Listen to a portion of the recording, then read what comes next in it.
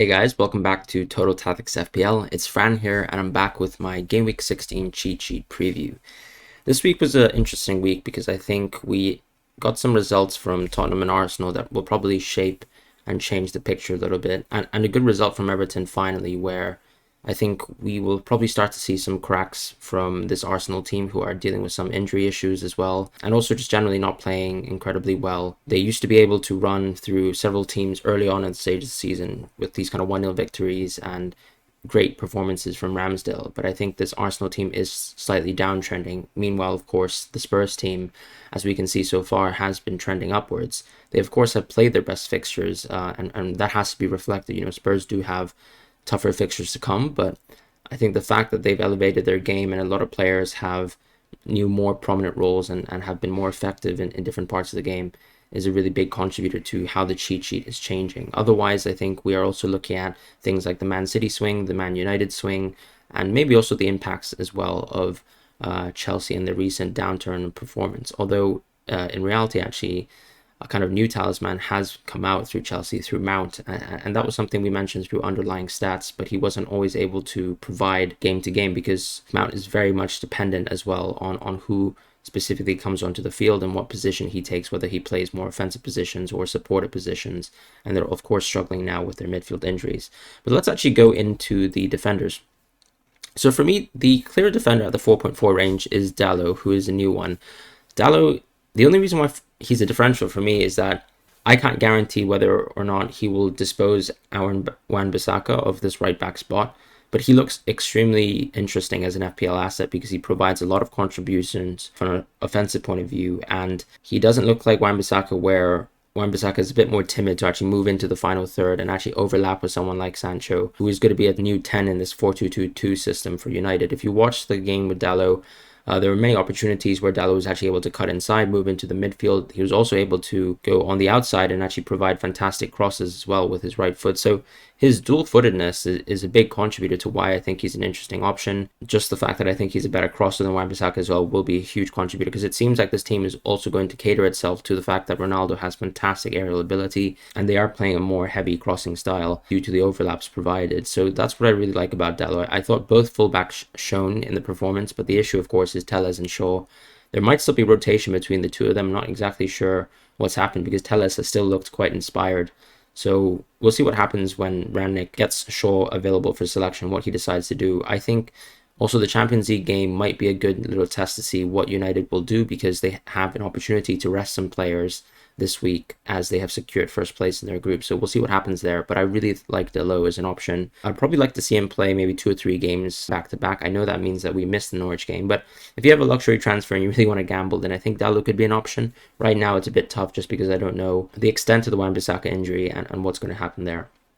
At the 4.5 plus options, we have Davies, who got 2 assists last week. And if you remember and cast your mind back to the Brentford game, he was pretty much on for scoring in that game from a set piece. We've seen Tottenham become very dangerous from the set piece. Son has had fantastic delivery. I don't think that much really changes when a new manager comes in. It's clearly just also the impact of playing versus worse teams who will be set up worse defensively versus set pieces. So that's been a big contributor if you've been watching Spurs lately. Davies is someone, though, who actually seems to be progressing quite a bit, even though he plays the left centre-back role. Whether that was impacted by the Reguilon injury specifically in the game, I don't know, but we saw many times, for example, in the second goal that Davies made a contribution for. He was actually moving, deep into the box, really, and actually able to lay a great ball into Son's path. That's an interesting thing. It really depends on whether Davies continues to play this more progressive role as the leading centre-back out of the kind of back three. So if he's able to do that, then maybe he actually justifies his value over Dyer, and that's why I've taken Dyer out of the list, because with Dyer really just relating, sort of kind of waiting for a free kick haul, and that's not going to happen anytime near soon. Whereas Davies, I always prefer the player who's contributing a little bit more on the ball, so that's why I like him. He immediately kind of catapults himself to the top because I just don't think there are fantastic options at 4.5. We have other players such as Wolves defenders who still remain as a differential category just because their fixtures are so tough. Spurs don't have the toughest fixtures. Of course, the best have come and gone, but they're similar to Arsenal's sense where if they're able to beat most of the medium-sized teams or even bottom half teams in the league, they're probably set to be very, very good fourth slash fifth bench options in your team. So that's why they really benefit there. Reguilon has been someone who has also just risen for me. He's been very impactful on this Tottenham defense. Once again, I have to raise the point that one point of view is that they have been playing very weak teams. But Reguilon actually seems fine. He posted a tweet specifically to tell managers not to drop him. If you brought Reguilon, I think you'd be safe in keeping him. There's no real reason to take him out now. Yes, the fixtures are kind of middling, but it doesn't really matter because Reguilon and an informed Spurs should be contributing much more on a week-to-week basis. And I think we have seen a little bit more growth in terms of how this Tottenham team is building attacks and how consistent they are at creating chances. We still have Kane missing a large portion as an offensive asset, but you have Lucas as well, who stepped up in recent past, scored his first league goal of the season, and that's a huge contributor as well. Reguilon has been the more offensive fullback, and that's why I've taken Emerson out of the list as well, because for me, Emerson is someone who almost stretches the field wide on purpose, but is not particularly good at delivery, whereas Reguilon is someone who you can actually see running to the edge, almost like a left winger, and then at least being able to cut back. I don't think Reguilon has the best cross in the world, but that's not necessary because you can see, for example, his assist when he was playing versus Brentford was a key example of what he needs to do to provide goal contributions, such as assists. So that for me is the interesting thing with Reguilon. I think he should belong here in this kind of tier of his own. In terms of Alonso and Rudiger and these kind of assets from Chelsea, yes, we've seen multiple clean sheets dropped from Chelsea, and not only that, but conceding up to 2 goals, even 3 goals versus West Ham, and that of course is a bit of a dangerous sign. Alonso seemed to have struggled with a little bit of injury, so we'll see what happens with this injury news there. With Rudiger, I think it's a similar situation where he plays consistently, and he's always been a goal threat this season, even in open play, which is something that's very unusual for a centre-back. But it's clear that these Chelsea fixtures aren't as preferable as they were in the past. And I think you're better off staying with one Chelsea defender, which is why I still have James as a best option, and I've kept Alonso and Rudiger in this tier. Walker is someone who I've moved into a differential because I can understand why people want to move into the Man City swing and actually capitalize through, let's say, 2 Man City defenders. Yes, probably Diaz is the more nailed-on option, and someone who actually provides a little bit more offensively. But Walker is much cheaper than Diaz, and he probably still gives you that kind of budget flexibility that you'd like to have in your team in FPL this season. So if you do really want to double up on Man City, it could actually be a good choice to pick Walker. For the defenders, I think that's it. I wouldn't add too much in terms of the Liverpool defenders. I think people who might be considering a Liverpool double up will have to maybe consider that as we head into AFCON, but right now, just because of the state of play with Jota being such an interesting option, even though he missed a chance that was quite key versus Wolves, he still should be that kind of third Liverpool player, and it becomes very hard to talk about other Liverpool differentials because the value for money is still in having Trent, Salah, and Jota, in my opinion. If we move into the midfield, though, there's been quite a few movements here. I would actually like to point out that Gray has been playing fantastically. He was someone that we identified early on in the season as someone who plays particularly well and looks good from the eye test. He doesn't have the best underlying stats in the league, but Gray has looked incredibly direct, incredibly attacking in the last 2 weeks. He scored a goal in the derby, and we also saw him contribute very effectively versus Arsenal today. So that for me is a positive sign. If, let's say, Dominic Calvert-Lewin can come back into the side and join this team, and Gray can be a very strong assistive option because he's not very pricey, and he becomes a very, very good replacement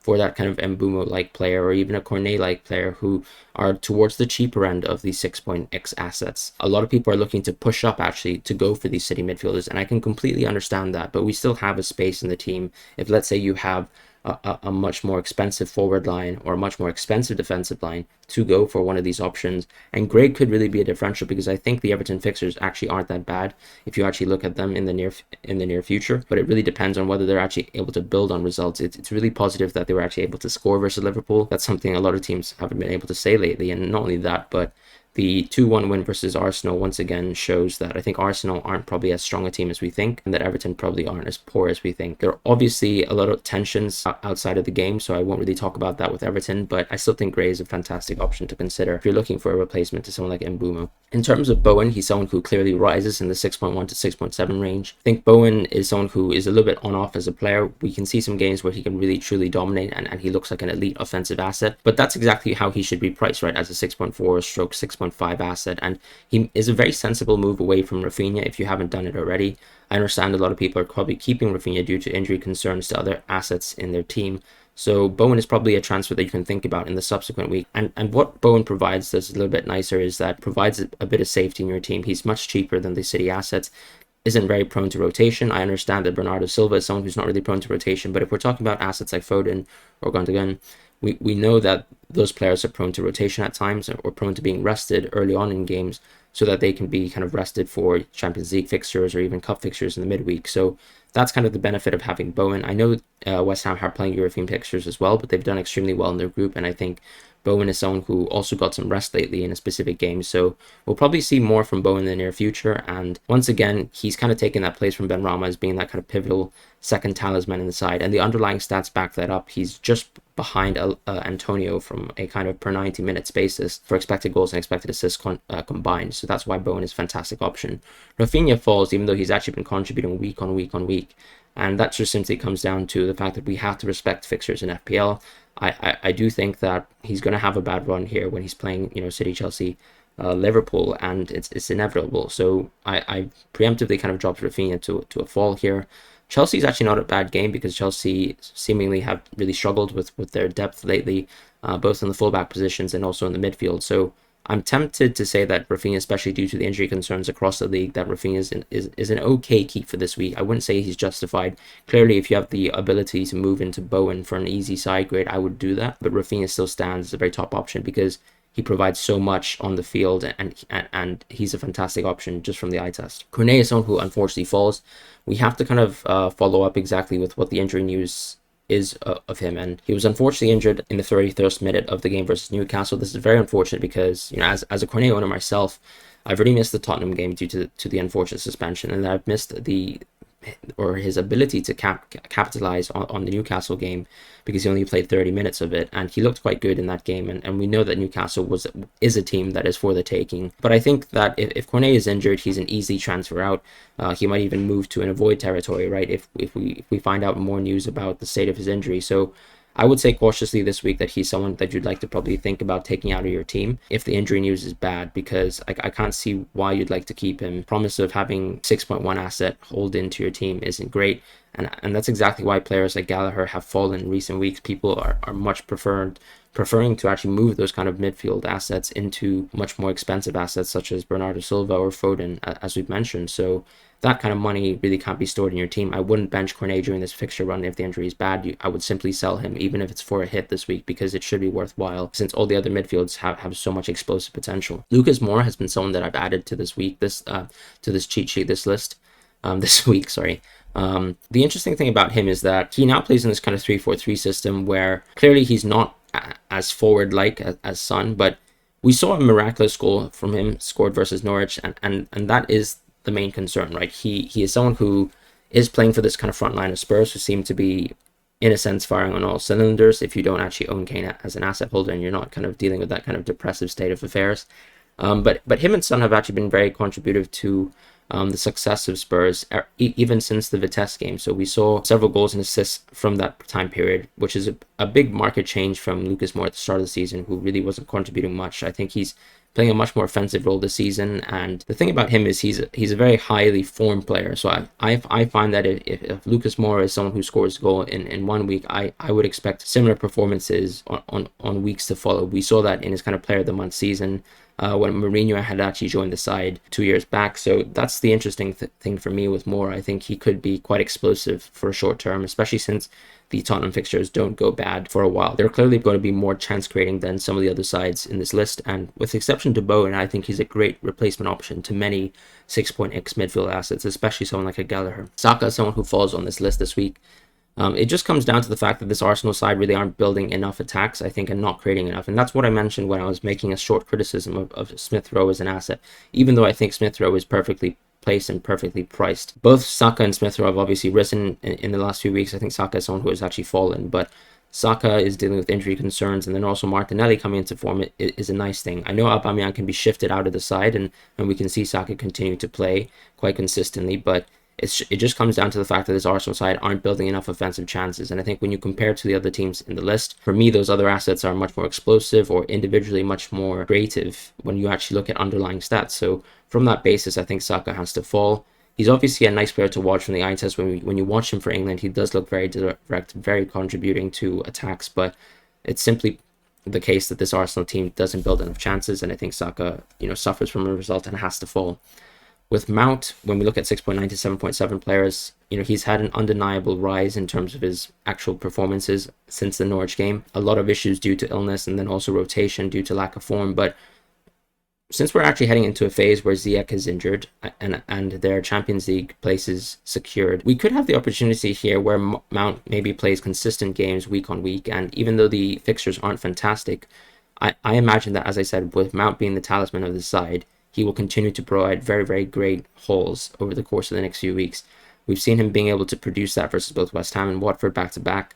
Whether he does that on a week-to-week basis is a separate question, but he's obviously priced still as a very nice asset, around 7.5, which means that he's really worthwhile, in my opinion, as a fourth midfield option if you don't already have a City player. I would probably still prefer to go for a City player at this point in time, like if you really had only one spot open for this, because I imagine most people's midfields are going to be Jota, Salah, someone like Bowen, and then maybe a Man City strokes Chelsea midfielder. If you actually have a midfield five, I think you've got the potential to go for what should be the strongest midfield in the league, which would be something like Foden, Mount, Bowen, Jota, and Salah.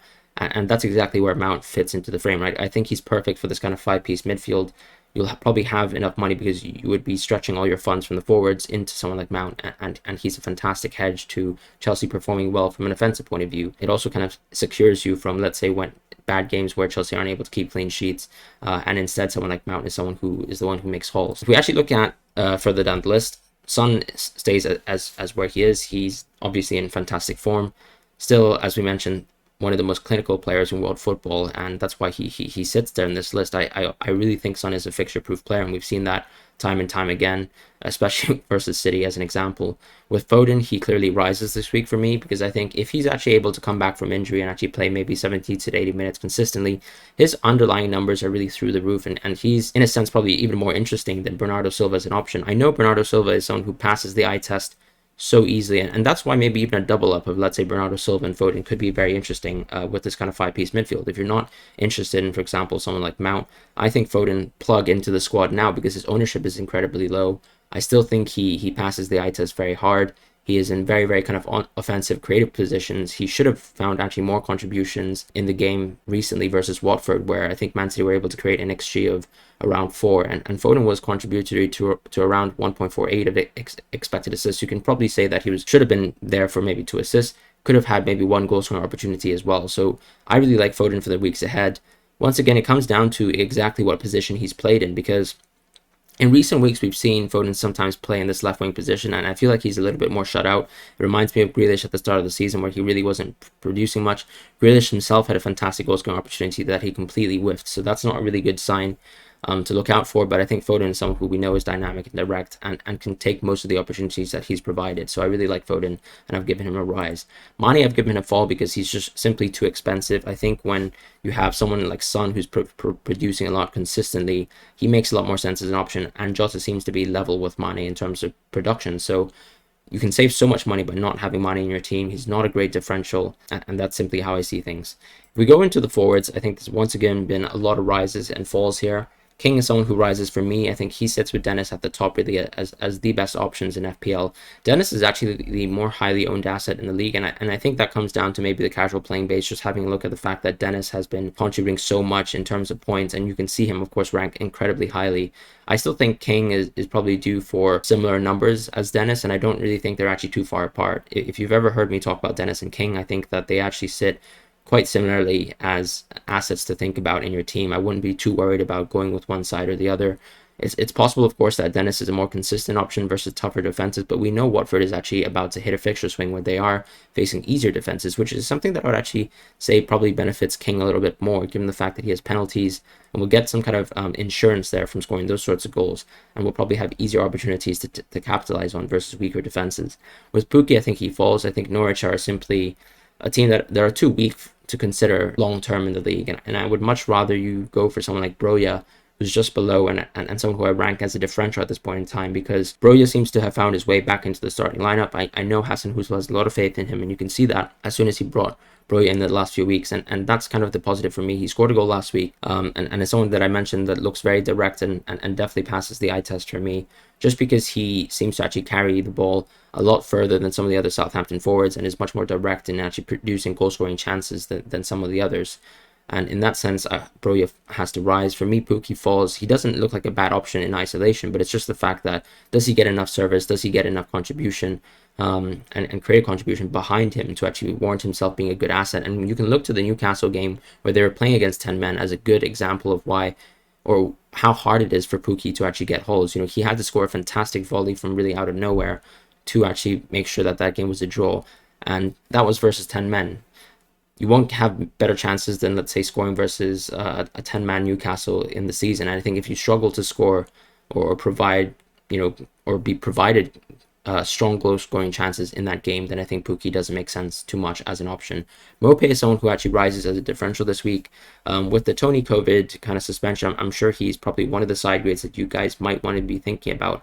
Brighton's fixtures are still, as I said, still very, very nice, but I wouldn't really consider Mope at this point in time. I know he looks quite electric. I know he looks quite explosive, but in reality, we've seen him score basically in the dying stages of 2 games back-to-back now, and I wouldn't say that's a very consistent look for holes. I think if you're owning Mope, I think that's fantastic. But similar to my kind of justification on why I wasn't really high on Trossard in the previous few weeks is that I feel like with Brighton, you always go in swings where different attackers actually provide contributions to them because they actually don't always pass the eye test. For me, that's the thing. They're either a little bit unclinical or unable to provide enough chances within a specific game or even capitalize on them. So, for example, look at the Mope miss versus Leeds. That's a very key example of why you might not want to own Mope, and that's exactly why he just sits as a differential at this point in time. It's very unfortunate that Tony did miss the game versus Leeds. That should have been a game where he was able to capitalize on that quite well. But him missing out obviously means that it's once again a great opportunity to downsize and move further into Dennis/Kane/Broja as options in this league right now. As we mentioned, that the forwards just aren't performing very well. And that kind of extra 1 mil in your bank can really be moved and shifted into the midfield, where you can upgrade one of these 6.x midfielders that you have in your team that you actually don't like so much. Say Maximan falls this week. I think it just comes down to Newcastle not providing enough chances. There's not much to say really with Newcastle. I think Wilson, as I mentioned, was a talisman. So whenever Wilson is playing, I don't really fancy say Maximan as an asset. Just because they're not providing enough consistent attacks. We know that Newcastle has gone through a lot of games where they've scored just 1 goal, and Wilson seems to be the one, if ever, to actually score that goal. So for me, St. Maximin clearly falls as an option.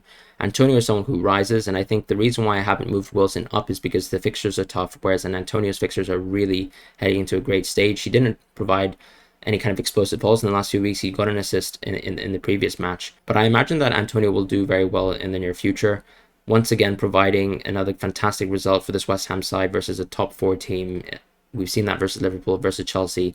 Antonio has looked interesting in most of the games. He's looked at least someone who should have been able to provide more goal contributions in this kind of recent run. I wouldn't necessarily say that he's out of form, but I think what we saw from Antonio earlier this season was that he is really like a flat track bully. He was able to crumple most of these very bottom half sides or even middle table teams and capitalize on these fixtures and really explode.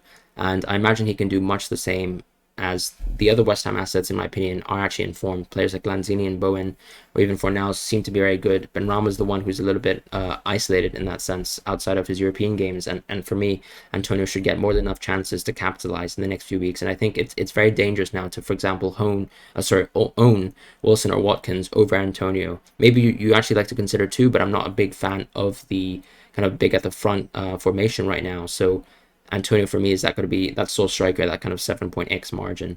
Bamford is another option as well who's risen this week. It just comes down to the fact that he's actually back from injury and he can be considered as a differential, but he's so hard to own over this fixture period. There's no way I'd really like to bring Bamford in my team when he's playing these kind of 3 out of the top 4 teams in the league, and that's pretty much what it comes down to. There's nothing else to really say on that. I think we can consider Bamford more seriously as an option in the weeks to come. With Jimenez, he clearly falls. I think this Wolves side have really not been producing enough chances. Yes, we've seen that Jimenez, in a sense, has been also stolen from some chances, or robbed rather, but they really aren't producing enough attacks from a consistent game-to-game basis. Their fixtures are incredibly tough as well, and the fact that we've seen them in good games such as the Burnley and the Norwich game unable to score is a good enough reason for me to say Jimenez should fall to an avoid category, especially since other players are in form or either about to hit a very, very good fixture run. Richarlison is someone who's new as well. I just think he's a little bit overpriced, and I think when Dominic Calvert-Lewin comes back, he will be much more interesting as an option to own. Richarlison is quite out there as a differential. I don't think the Everton fixtures are too bad, but the reason why I said that I think Gray is a good differential is that he's much cheaper and seems to be also providing just as much to this Everton side as Richarlison. So it kind of reminds me of the Jesus argument and why Jesus sits as a differential for me in my team. It's the same thing with Richarlison and Gray here. Gray seems to be just as interesting as an option. He's clearly not a striker in the system. Of course, with Rondon being phased out of the team slowly, I think Richarlison will be quite interesting. But for me, Gray is still that better option to own if you really want to go for an Everton differential. Vardy falls this week. I think the issue with him is that we are heading into a very, very fixture congested schedule. We've seen players like Barnes and Daka even step up during this time.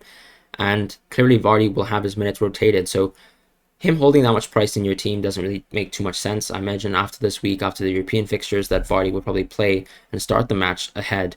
But there will still be a lot of midweek fixtures where Vardy will be a consistent doubt in your team and whether he starts or not. And that for me is enough to say that he probably isn't worth it as an asset and should fall as a differential.